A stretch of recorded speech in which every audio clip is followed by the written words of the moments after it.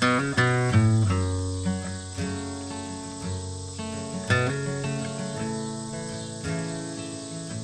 to popular demand, I'm going to be explaining how I use TerrainX to identify invisible funnels. This feature is still in beta and is only accessible through desktop format on a computer. It seems to be quite popular for hunters out in mountainous terrain, but little old hill country me has a perfect use case for it. In my last video, I began introducing the terminology invisible funnels. And as stated in the last video, they're not actually invisible. They're regular funnels that you're unable to identify without putting boots on the ground. And the thing I started noticing was that TerrainX can show features on a map that standard topography is unable to, and help us hone in on potential funnels prior to heading into the field. Just before we get into step 1, let me explain a few basics when it comes to studying contour lines. Contour lines are imaginary lines on the map that connect points of equal elevation. If you walk along a contour line in real life, you'd stay at exactly the same height, no climbing or descending. In theory, the closer the lines are together, the steeper the terrain is. The further apart the lines are, the flatter it is.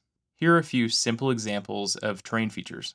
We have steep and gentle slopes, and then we have cliffs where the lines are so close that it looks like they might be merged. And then flat ground has no lines at all, or very minimal lines. Ridges are contour lines that make a U or a V shape pointing towards lower elevations. And the opposite, drainages, are where a U shape or V shape is pointing uphill toward higher ground. Bowls are similar to a drainage, but a much wider and elongated version of one, more circular than U or V shaped.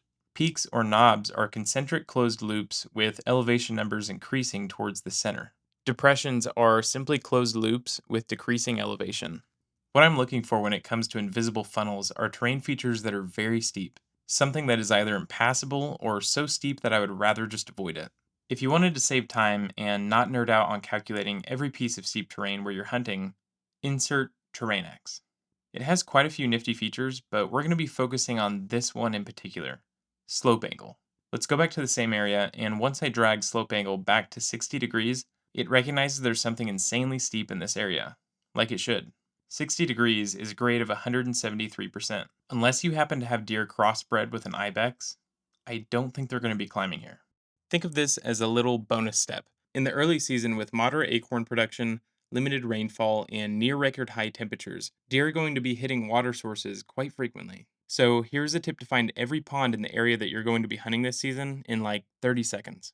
Open OnX Hunt and select the icon in the bottom right corner. Switch your base map to Topo, and then turn on LiDAR. What we are looking for are these small depressions. Oftentimes it's easy to identify a pond bank. It looks as if someone took their thumb and just kind of smudged the terrain back. We can also locate little sinkholes that you might overlook on TerrainX. And lastly, pay attention to little details like this. A very low bank with an obvious drainage runoff downhill from it. These are either very shallow ponds or they're just seasonal. Mark all of these areas as points of interest to check while you're in the field. At the moment, there's no way to draw lines or shapes over TerrainX, so I keep my OnX Hunt map open and split screen it at the same time. The first thing I do is drag the slope angle all the way down to 37 degrees. And oftentimes it'll display these little hidden 4 to 8 foot sheer cliffs that contour lines will never display. Every area that is darkened at 37 degrees, mark it with a line or a shape in a color that you'll remember. These long, dark sections are very valuable, but I'm really looking for things like this.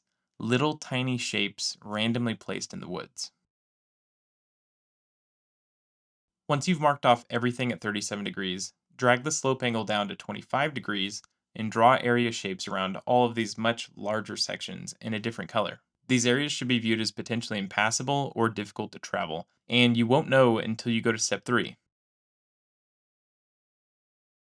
Go outside. Spend this time scouting for beds and documenting everything you see, but the main focus is to identify how well everything adds up on OnX. In my experience, TerrainX is very accurate, but it's obviously not going to pick up little features that you can locate in-field like fallen trees, root wads, copious amounts of boulders, and anything else that you can find that's an obstruction.